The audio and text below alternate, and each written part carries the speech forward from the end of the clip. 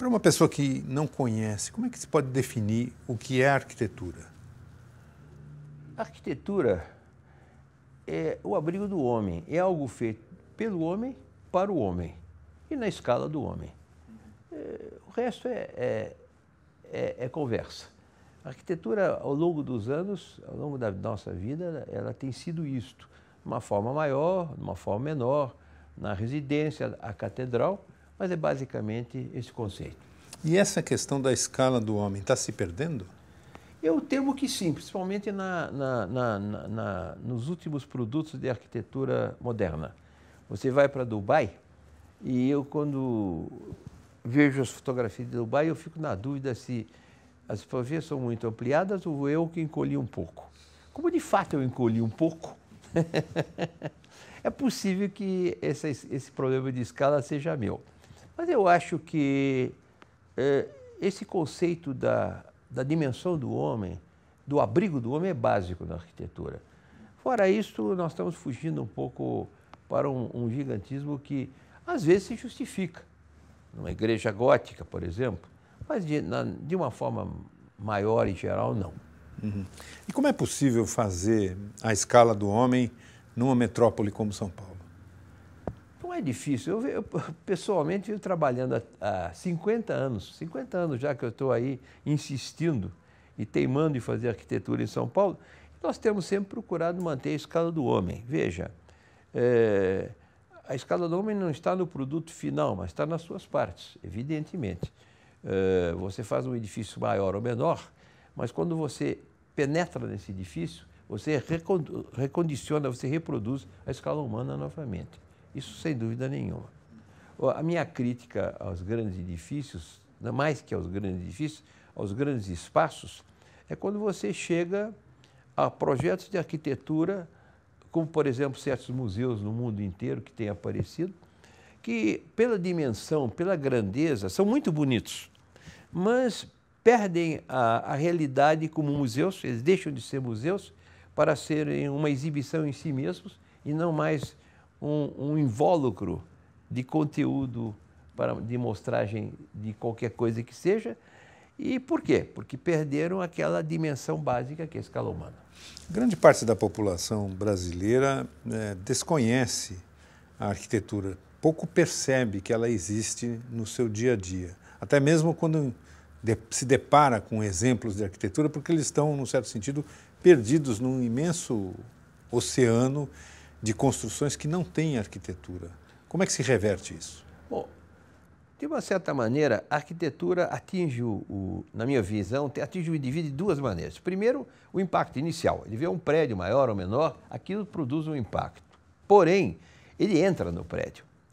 Ele vai atravessando o prédio, vai entrando, vai penetrando e vai sentindo os detalhes, as escalas, as proporções, agora sim reduzidas à escala dele. Isso é fundamental. Não adianta ele entrar um salão, não é uma sala com 10 metros de pé direito, é uma sala numa proporção maior, um pouco menor, mas mantida ainda o conceito daquela pessoa que nela penetra. O impacto causado é maior ou menor em função da pessoa e do efeito, mas não em função de dimensões completamente estapafúrdias ou quaisquer que elas sejam. O que um bom projeto de arquitetura, porque existem projetos de arquitetura para uma porção de coisas, escolas, igrejas, clubes, praças, fábricas, edifícios de escritório, residências, etc. O que um bom projeto de arquitetura, independentemente da função a que ele se destina, tem de ter? O que caracteriza um bom projeto de arquitetura? Cumprir o seu objetivo. Eu acho que o tipo de projeto, maior ou menor,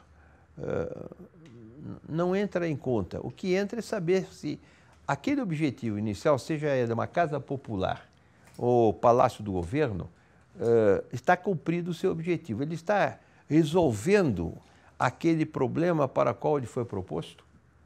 Se ele está resolvendo, é um projeto válido. Se não está resolvendo, algo está errado nele. Claro está que a arquitetura adiciona um componente a mais nisto, que é o componente plástico. Até porque o componente plástico faz parte do ser humano.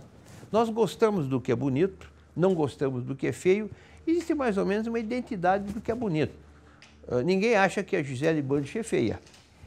Pode ser que tenha alguns que não gostem, mas a grande maioria é a favor da Gisele Bündchen. E assim boa arquitetura também, não haja dúvida. E o resto é o resto.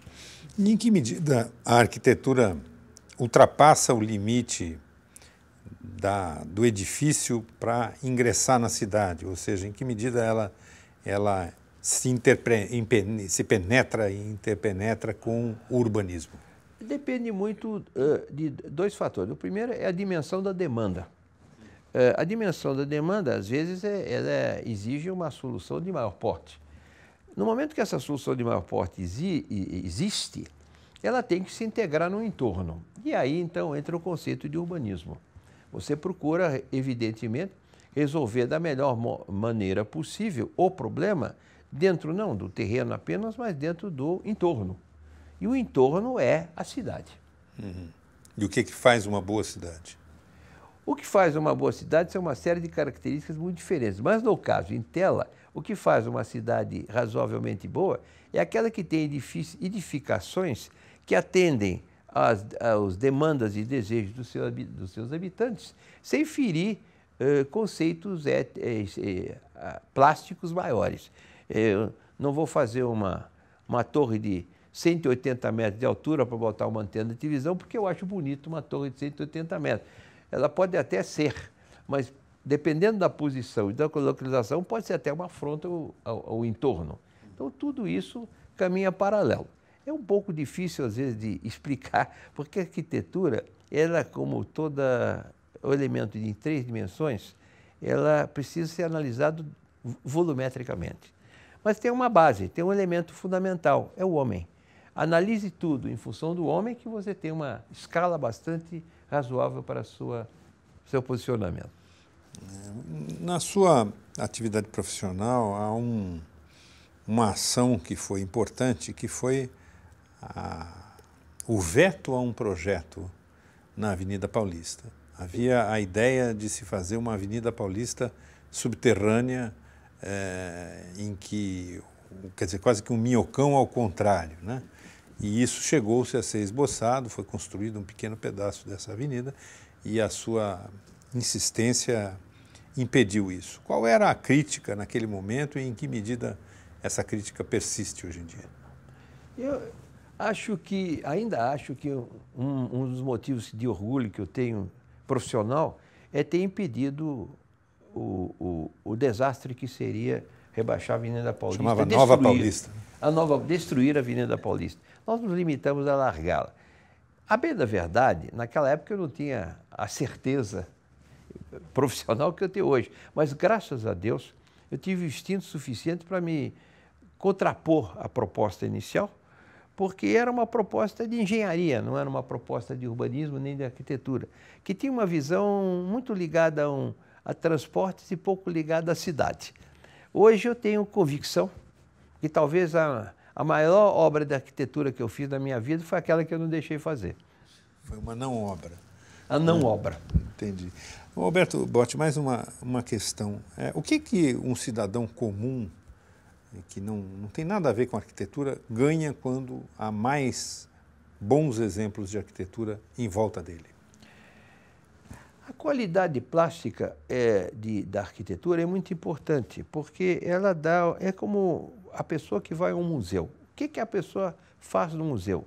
Ela vê as obras de arte, gosta das obras de arte, mas ao mesmo tempo se edifica o espírito, sem dúvida nenhuma. Você sai de lá um pouquinho mais do que quando você entrou.